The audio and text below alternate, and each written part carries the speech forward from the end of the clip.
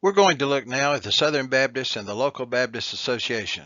Now, keep in mind that beginning with the local church, and you hear me say this a lot because you're going to have to, I think, answer this on a test. I'm not sure, but at some point in time, you may have already answered it. I asked you about the word autonomy. And the autonomous aspect of this is very unusual because no other denomination has so many entities that are autonomous. In other words, you've got the church that's autonomous. A lot of denominations have hierarchy that pretty much tell the church what they do and send pastors, make decisions on property and those kind of things. In Baptist life, it's the local church. Then the second entity that you decide if you're going to be a part of is the local Baptist Association. And with that Baptist Association, you decide how much that you're going to be involved. The church does. Now, the association generally has an executive committee or a general or a board, and they use different names in different parts of the country. I think in the associations I've been in over the churches I've pastored, there's been 3 different names for this group.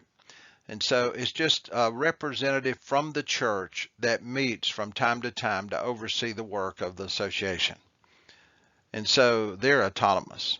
State convention's autonomous. You have messengers and an executive committee that oversee that. Sometimes they're called a board of directors. You've got the Southern Baptist Convention then that's autonomous. So it's very unusual that all of these work with autonomy and yet they still succeed. But God has somehow blessed us and used us tremendously in that. The local Baptist Association is very important. I want to walk through just a few things about it. They serve as an essential tool for Baptist churches to accomplish more together than they can do separately, but on a local level. They trace their roots all the way back to England in 1624, been in America since 1707, but there's also biblical foundations for our cooperative work within the structure of the association. Now, they didn't call it association, it wasn't technically such, but the practice of some of the New Testament churches provide a scriptural precedence for doing this. There's a series of councils that were held. You can see the scriptures there. I'm not going to go through all of this. Cooperative action was taken by a group of churches for benevolent and missionary purposes. Church in Antioch led in the raising of a fund for the relief of needy Christians in Judea in Acts 11.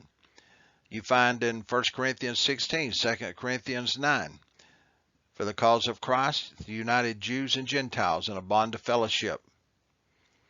Definition of association, and there's a number given. Each one comes up with its own definition. E.C. Watson, a gentleman who's thought highly of among directors of missions years ago and was a director of missions and a pastor, he wrote concerning the association, a self-determining body created by churches. Keep in mind, the association didn't create itself to run churches. Churches created the association to work together. Affiliated with it and responsible to them through messengers, through which the churches seeks to establish their unity in faith and practice, to give and receive assistance in their work of bringing men to God through Jesus Christ. And that pretty much sums up whatever definition you find. You can pretty much put it within that. There's been a major shift in Baptist associations recently, but there's some general things that still are a major part of the local association, and I wanted to share these with you. And they may not actually be what's happening where you are, but there's portions of this that still take place. The purpose and method of associational mission work. You have a director of missions in most cases, certainly, but I know of several associations in our state in South Carolina that does not have a director of missions. They have an administrative assistant. She is in the office and she pretty much coordinates everything through various committees that have been set up that represent the various churches. And sometimes in a small association with limited funds, that works well. But the primary purpose is to help churches. And many times those purposes are experienced and they're shared by meeting 4 basic needs. Fellowship need. Now, pastors get this usually in the association through a pastor's conference or a meeting each month, And then sometimes there are various groups that get together to do mission work, for fellowship, various other aspects. Christian doctrine comes into play here. It's always been a debate. Does the association deal with the doctrine of a church? And some do, and some don't want to, and some just don't. Some believe that's more for the SBC rather than the state convention or the association. There are others who do not. That goes back to the autonomy. Each association will have to make that distinction, but it's kind of difficult for a church to cooperate with a church if they don't agree with their doctrine. So this comes into play. Church assistance. This is one area that I think used to be more used than others today. There is that aspect today that people need to realize and understand that we can help each other, but sometimes churches don't want our help, and sometimes our folks don't want to give help. I know churches that have gone in, larger churches that have taken smaller churches struggling and dying under their wing, and they make agreements. They'll send some folks in for a while to try to help generate some discipleship outreach and some excitement and help you get back. Sometimes churches accept it and some don't. If a church will accept that, they can get back to that point. But there has to be some pretty strong stipulations there. Mission activities.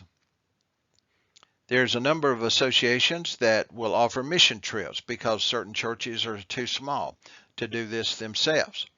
And so there's mission activities locally, state level, even internationally.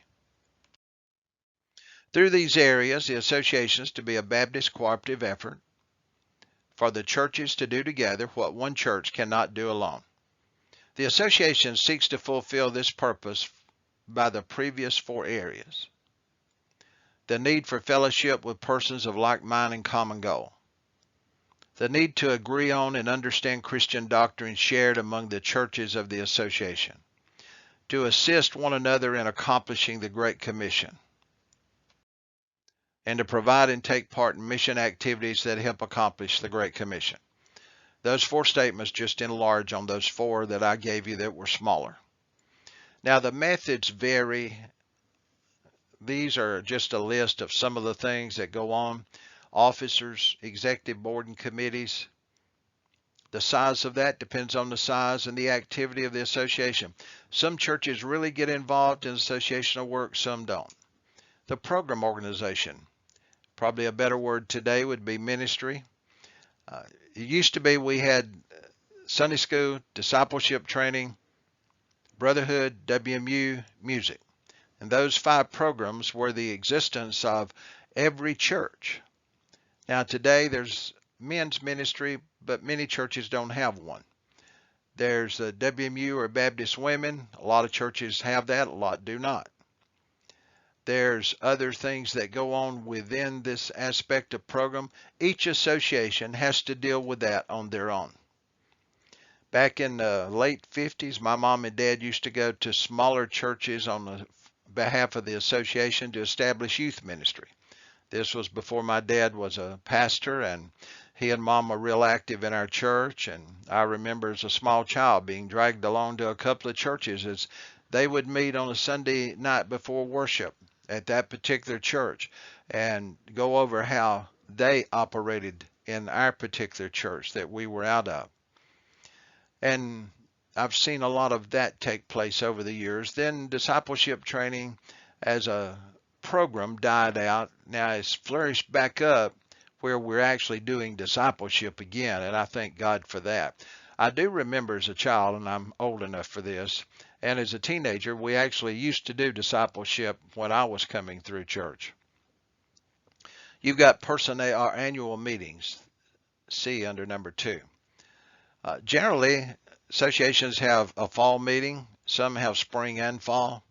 That's where each church can send a representative or more and come together. There'll be worship, reports, and those kind of things. Personnel depends on the size and the ability of the association.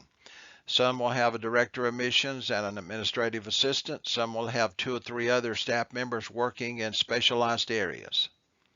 The work of the association, much the same as the church, carrying out the Great Commission, making disciples, but putting churches together to do that might not be able to do it as efficiently by themselves.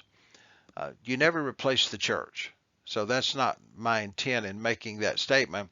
That's just what it is. You wouldn't want it to be totally different.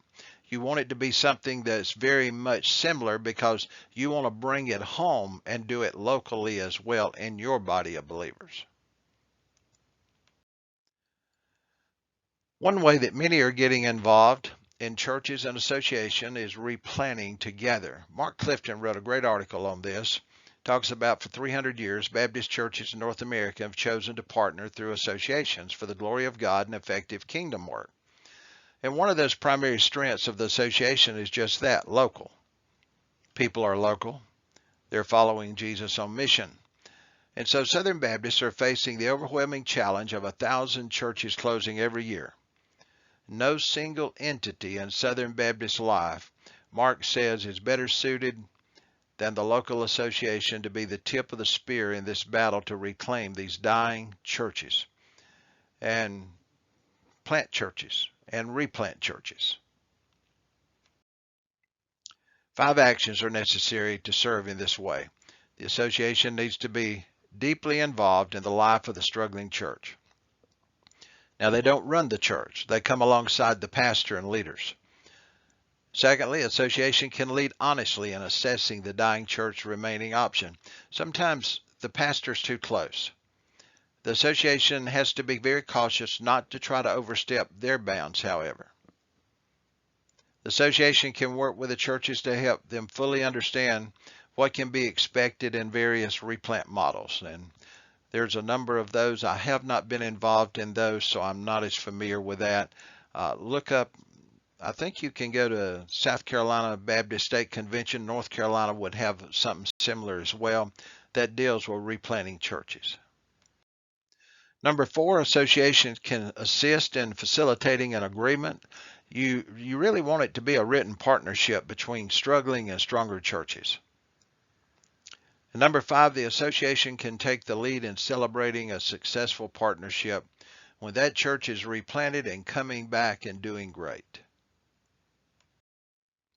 The local association helps change the narrative that dying churches have no hope or no options. And that's important because sometimes the mental aspect of this tears them apart. The association can help change that narrative that healthy churches should avoid working with dying churches also.